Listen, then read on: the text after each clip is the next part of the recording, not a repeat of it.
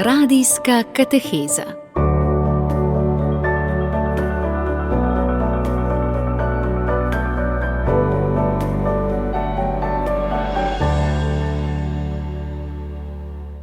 Dober večer, dobri ljudje, mir in dobro. S tem pozdravom sem vas nagovorila zato, ker bo nocoj letošnja prva kateheza v sklopu jubileja Frančiškovih bratov in sester, ki so ga pričeli leta 2023. Z vami bom sestra Meta Potočnik. Takrat so se spomnili potrditve vodila za manjše brate. Vsako 4. soboto v mesecu bodo zato gostje v katehezi bratja in sestre, ki živijo iz duha svetega Frančiška. In z menoj v studiu je nocoj sestra Josipa Jurič, ki pripada skupnosti sester frančiškank Marijinih misionark. Sestra Josipa, en lep dober večer. Dober večer. Za začetek, sestra Josipa, nekaj besed o tem, kdo si, kje živiš, kaj delaš, kaj je namen vašega inštituta. Poznamo vas po sivi rodovni obleki, živite v Celju in na Mirju. Priznam, da ko slišim vprašanje, kdo si, ima vedno problemi to, kdaj pride kaj povedati. Priznam pa, da lani dejansko sem imela večne zaobljube in da takrat zelo močno čutim svojo identiteto kot frančiškanka Marijina misionarka, torej redovnica misionarka Marijina, ki želimo znanjati Jezusa. Potem pa sem hčerka, sestra, teta, prijateljica in tako naprej. Naš inštitut je misijonski, tako naša prva naloga je biti misionarka, torej oznanjati veselo novico, da smo vsi odrešeni, da nas Bog neskončno ljubi, da imamo Jezusa Kristusa, kateremu se lahko zatekamo. Zelo močno v naši karizmi je tudi darovanje. Dejansko želimo se tako kot Jezus darovati očetu, da lahko z nami naredi to, kar je njegova volja. Torej zelo močno imamo poudarjen ta vidik darovanja Jezusa, ki prišel, se utelesil, in tudi to darovanje na križu. In tudi zelo močno pri nas je poudarjena tudi Evharistija, torej iz Evharistije, adoracije in svete maše črpamo to moč in tudi tam se zatekamo, izročamo vse, kar doživljamo, da bi lahko izpolnili Božjo voljo. No, zdaj pa kar poglejva in povejva, kakšne obletnice vse praznujete, bratje in sestre, med letoma 2023 in 2026. Eno sem že omenila v uvodu. Tako, leta 2023 smo začeli z praznovanjem potrditve vodila za manjše brate. Potem konec leta smo se spomnili živih jaslic v Grečo, ki jih je Frančišek organiziral, nekateri to imenujemo tudi prve jaslice. Potem lani leta 2024 smo praznevali, to vse smo praznevali 800 let tisnjenja ran svetega Frančiška ali stigmatov, ki jih je dobil na Laverni. Letos pa praznujemo 800 let od nastanka, ali ko je sveti Frančišek napisal sončno pesem ali hvalnico stvarstva. Naslednjo leto 2026, bomo praznovali pa Frančiškovo smrt oziroma veliko noč, torej prehod v nebesa. Tako zelo pomembni dogodki za vas, pa tudi za celotno cerkev, ker sveti Frančišek je eden najbolj priljubljenih svetnikov, verjetno poleg svetega Antona. Zdaj pa, sestra Josipa, se bova potopili in skupaj z našimi poslušalci v molitev skupaj s svetim Frančiškom, ki je takole razumel molitev Oče naš, ki jo sicer tolikokrat molimo sami ali skupaj, zdaj pa bomo to malce na drugačen način.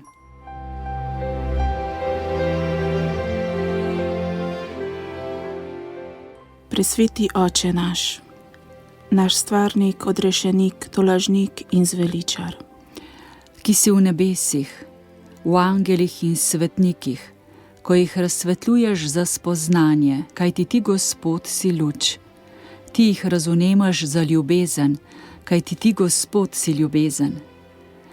Ti prebivaš v njih in jih napolnjuješ z blaženostjo, kajti ti, Gospod, si najvišje dobro, večno dobro, iz katerega vse dobro izhaja, brez katerega nič dobrega ne obstaja.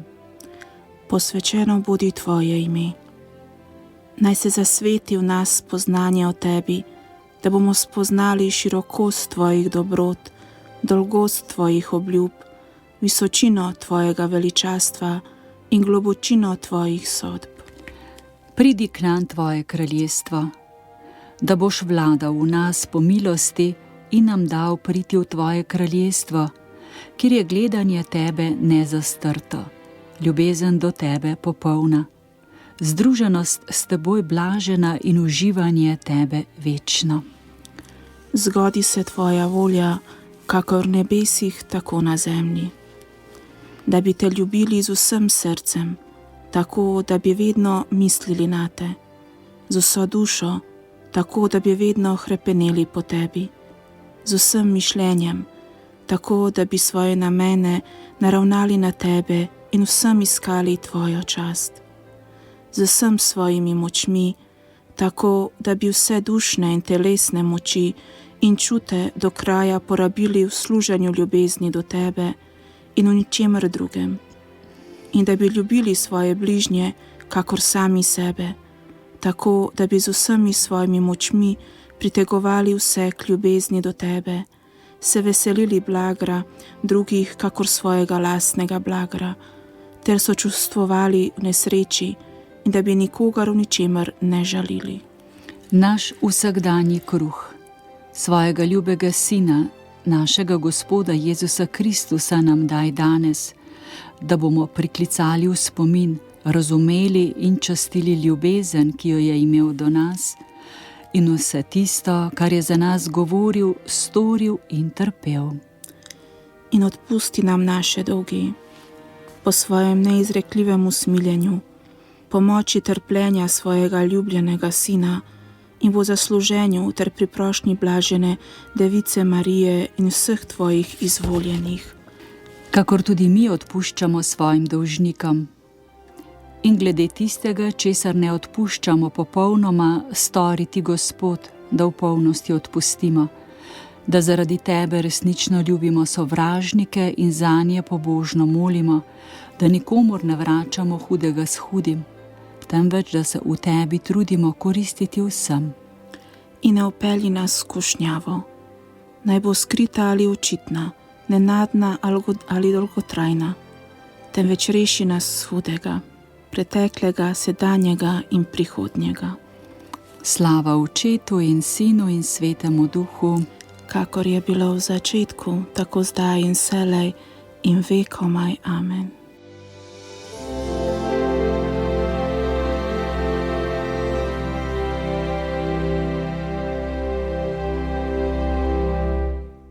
No, po tej molitvi Oče naš, svetega Frančiška, sestra Josipa, v čem te v tem obdobju življenja, način življenja svetega Frančiška izziva, v čem te v duhovno tolažbo, navdih za tvoje posvečeno življenje, oznanjevanje, kot je tudi bistvo vašega življenja? Sveti Frančišek me najbolj izziva trenutno do življenja v resnici. Vabi me, da bi kljub vsemu temu hrupu sveta, ki je okoli zunaj nas, hrupu, ki je nekje v meni, moje želje, potrebe, rane, bolečine, pa tudi temu hrupu, ki ga včasih sama izbiram s kakšno glasbo, novicami, dogodki, filmi, najti to tišino, da bi lahko prisluhnila glasu Gospoda, ki mi govori, da bi lahko slišala njegovo Božjo besedo, ki me nagovarja, ne pa samo preslišala. Potem pa tudi, da bi sledila slišanemu, tako kot sveti Frančišek, ki ni odlašal in je tako izpolnil, kar je slišal, da Bog od njega želi. Ja, to je zelo zanimivo pri njem in ni tako težko to razumeti, malce težje je pa to delati, a ne? In za današnjo katehezo si izbrala pravzaprav odnos svetega Frančiška do Božje besede, saj jutri obhajamo nedeljo Božje besede. Kot si rekla, on jo je ljubil, spoštoval in konkretno upošteval pri svojih odločitvah. Tako, sveti Frančišek je želel živeti evangelij. To je nekako bistvo njegovega življenja. Tako kot Jezus je želel izpolniti očetovo voljo v svojem življenju. In ko beremo njegove spise, pisma, lahko začutimo, kako močno je bil prežet s to Božjo besedo.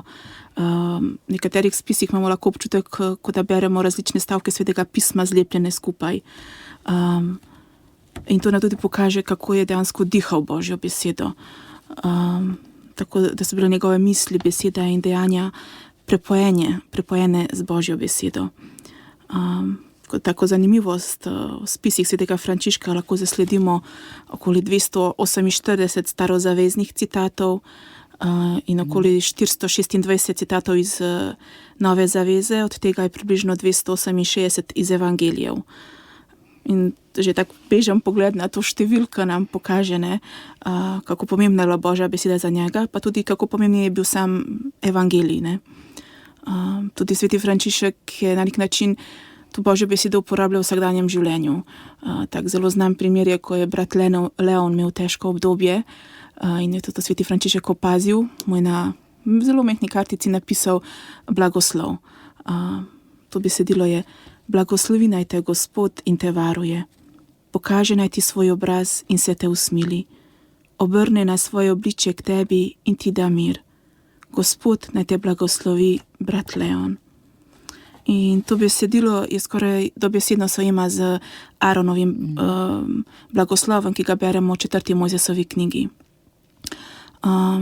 In to verjetno je sveti Frančišek poznal iz velikonočne liturgije ali pa iz posvečenja, ker v srednjem veku so ga uporabljali pri posvečenju klerikov in pa tudi na veliki četrtek pri odvezi grešnikov. Ena od prvih stvari, ki mi izstopa pri svetem Frančišku, je njegova lahkotnost, kako se loti življenja po evangeliju.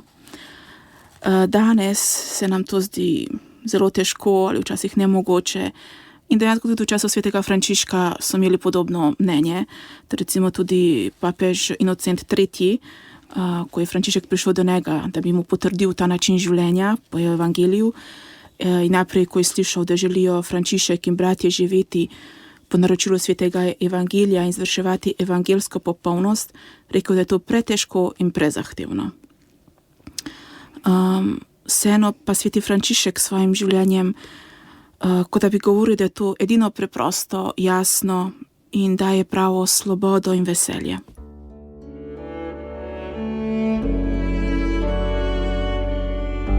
Poslušate podcast Radia Ognjišče.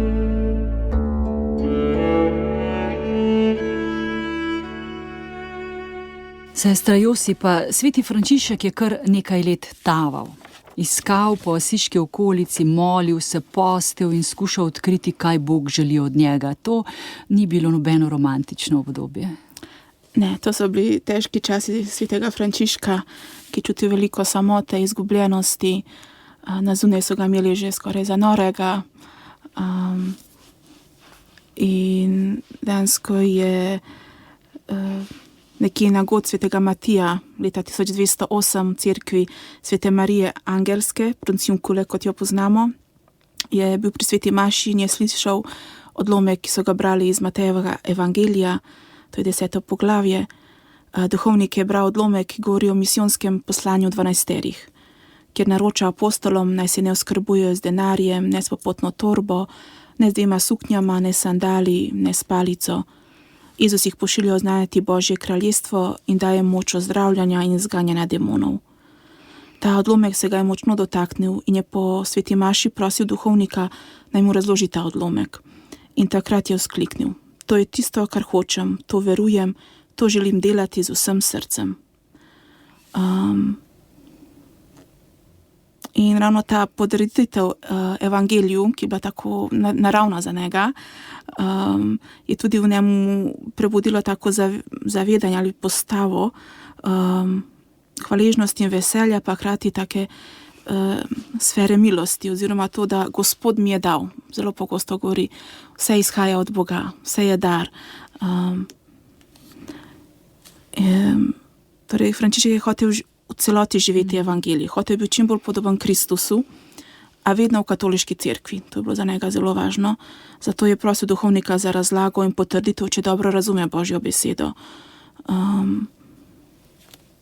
In sveti Frančišek je to navdihnjenje iz Božje besede ali poznavanje Božje besede najbolj črpal iz liturgije in liturgiških knjig v tistem času. To so bili izbrani fragmenti in so lahko včasih zveneli tudi kot kakšno tako direktno naročilo, ki se jih je sveti Frančišek trudil izpolniti kot posebno zapoved, ki jih Bog daje tistim, ki poslušajo Gospodovo besedo. In sveti Frančišek, kot sem že menila, se je skušal dobesedno udejanjiti evangelij v svojem življenju. Torej je zelo dobro poslušal. V tem smislu me spominja na svetega Antona Puščavnika, za katerega tudi velja, da je bil pri liturgiji in je si vse zapomnil, kar je slišal. Neverjetno, ja. Bova prebrali kratek odlomek iz življenja svetega Frančiška, kot ga je zapisal Tomaž Čelanski. Nekega dne je zato pristopil k svetemu oltarju, ki je bil postavljen v samotišču, kjer je sam prebival, vzel v roke knjigo, kjer so bili napisani sveti evangeliji, in jo spoštljivo položil na oltar.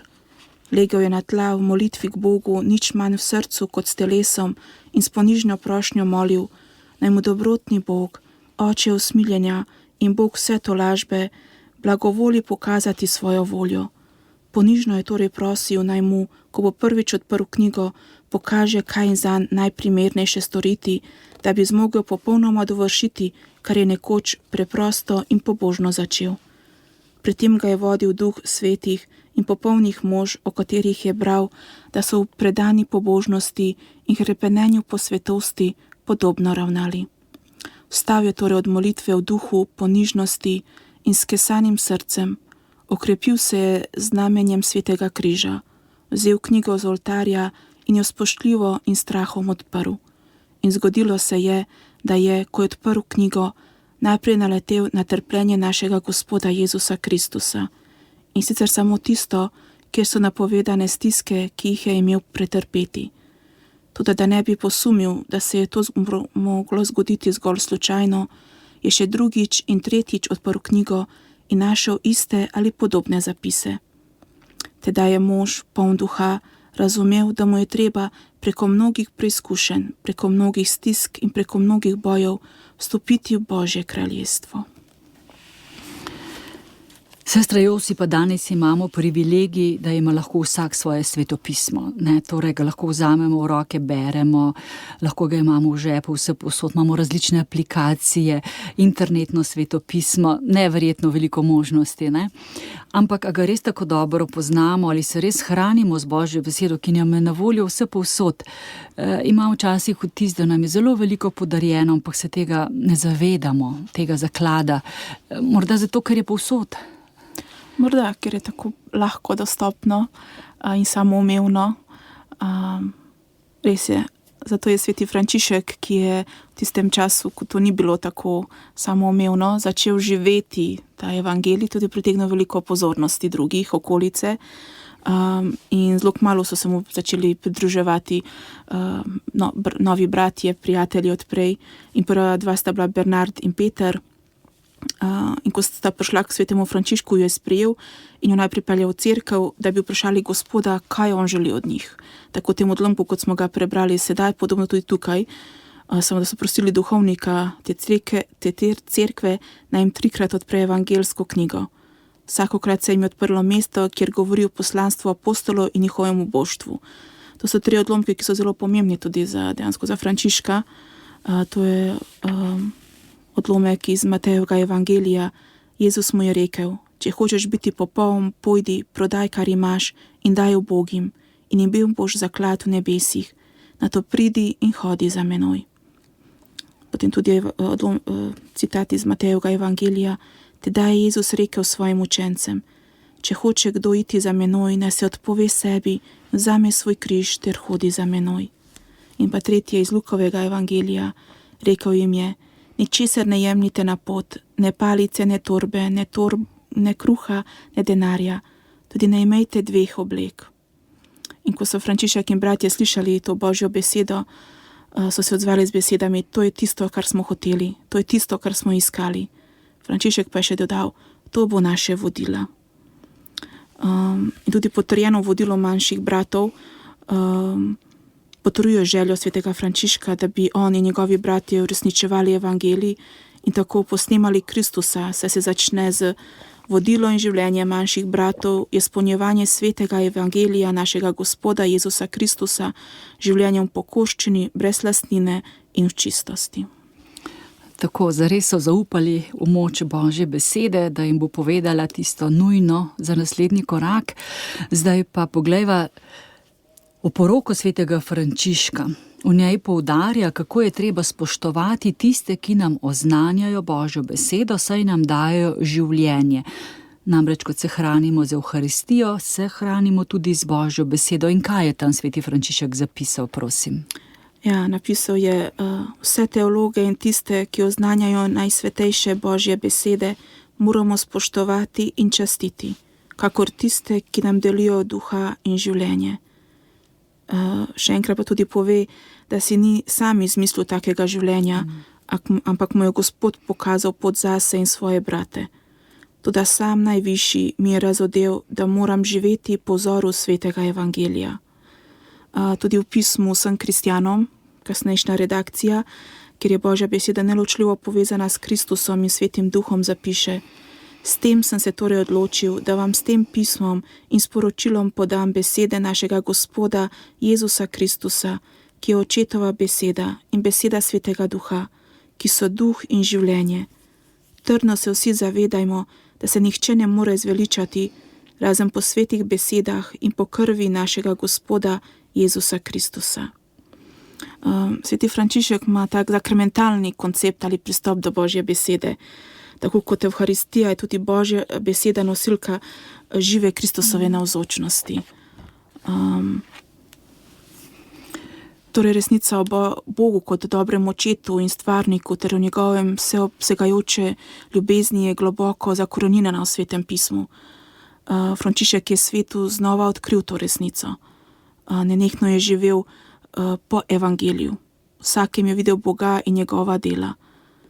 Frančišek, nekje sem prebrala, nič drugega kot uprt prst v Kristusa in njegov evangelij. Sprav, ki kaže nam. Tako. Za nas je tja uprt, ne?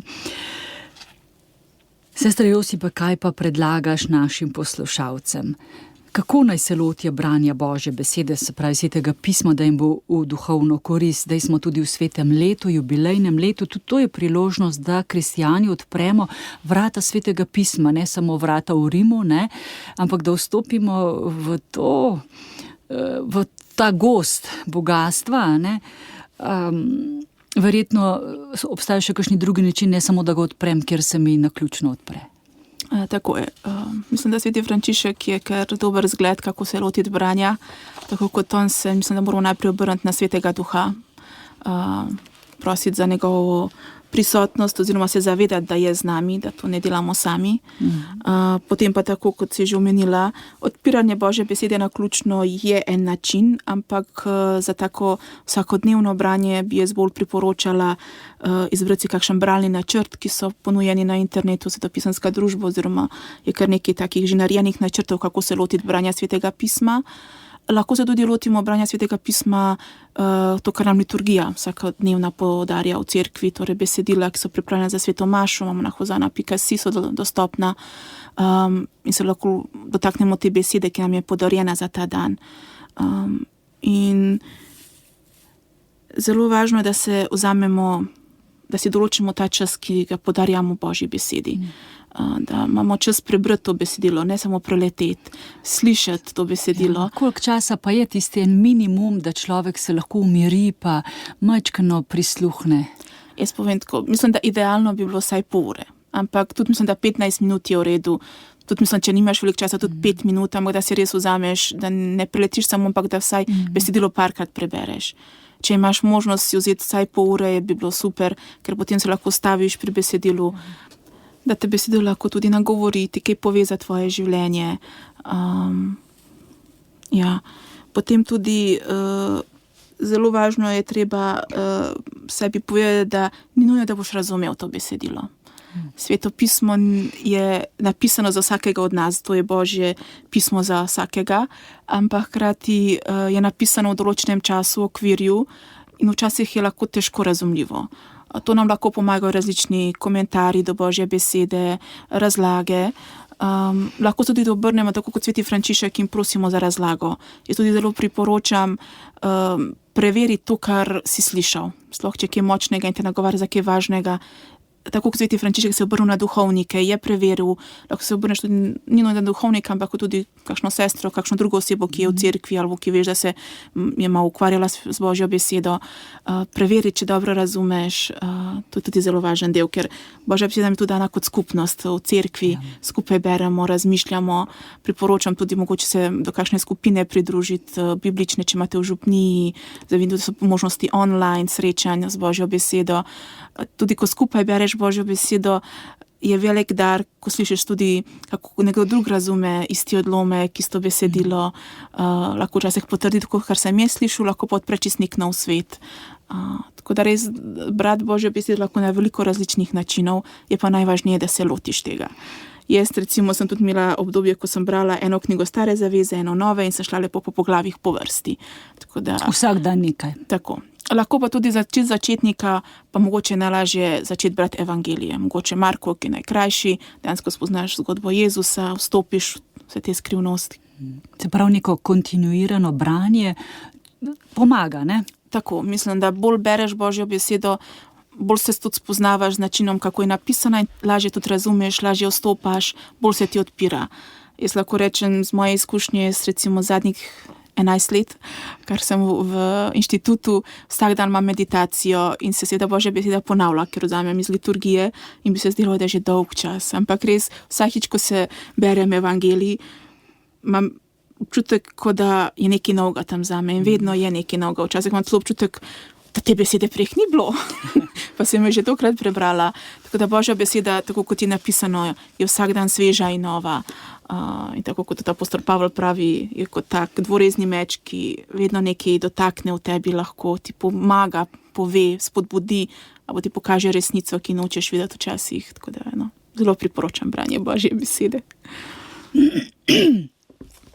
Tako izziv je torej sploh začeti, ustrajati, poslušati, koga kaj vprašati, se Svetemu Duhu priporočiti. Ne? To so take osnovne stvari, kakor v odnosu med fantom in dekletom, kaj ne? Tako. Če ni tega pogovora, odnosa, izmenjave, se ne more spoznati. Tako. Tako. Zdaj pa prisluhnimo pesem Brata Sonca, prevedel jo je pater Janez Šamperl, prebral pa Blaž Lesnik.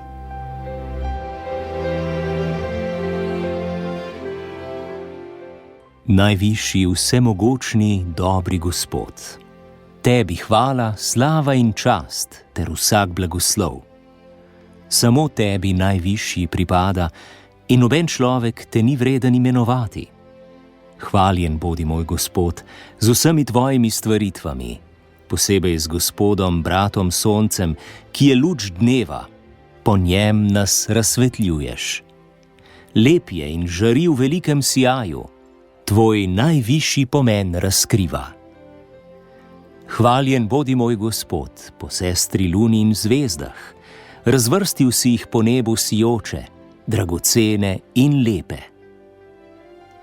Hvaljen bodi moj Gospod v bratu, vetru in zraku, v oblačnem, jasnem in vsakem vremenu, s katerim ohranjaš svoje stvaritve.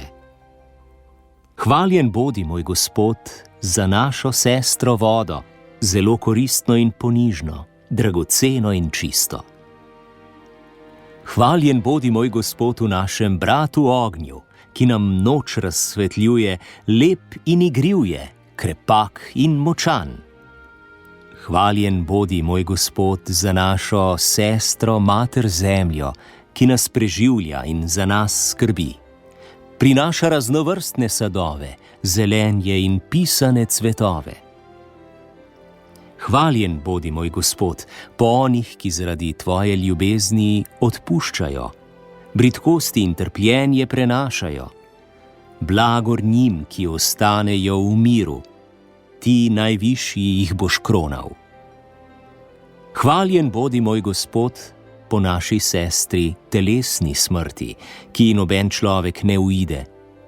Gorje njim, ki umrejo v smrtnem grehu, a blagor njim, ki preminejo v tvoji najsvetejši volji, saj jim druga smrt ne bo mogla škodovati. Hvalite in blagoslavljajte mojega Gospoda, zahvaljujte se mu in mu služite v veliki ponižnosti.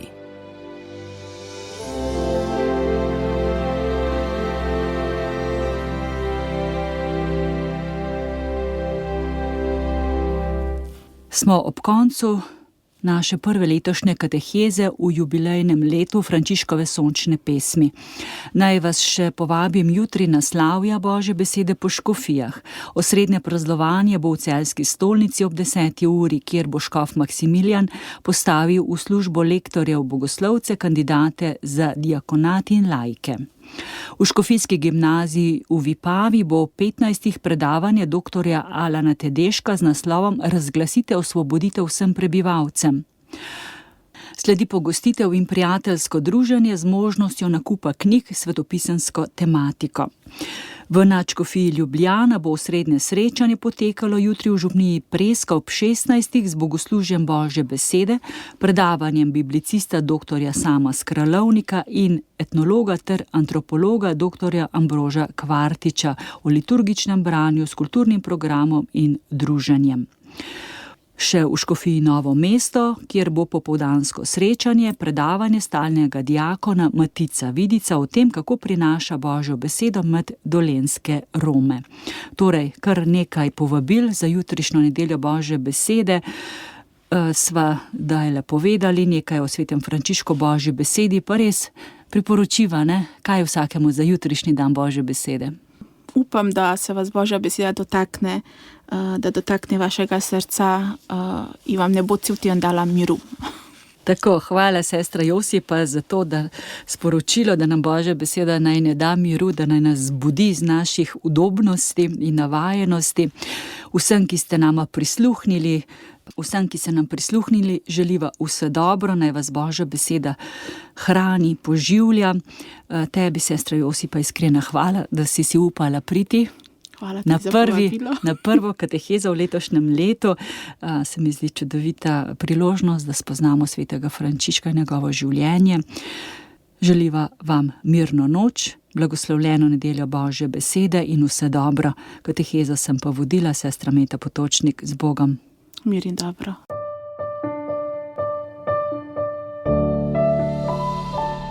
Radijska kateheza.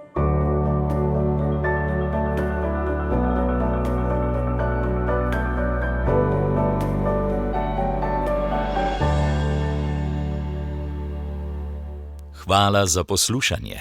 Podprite brezplačen dostop do naših vsebin in postanite prijatelj Radia Ognjišče.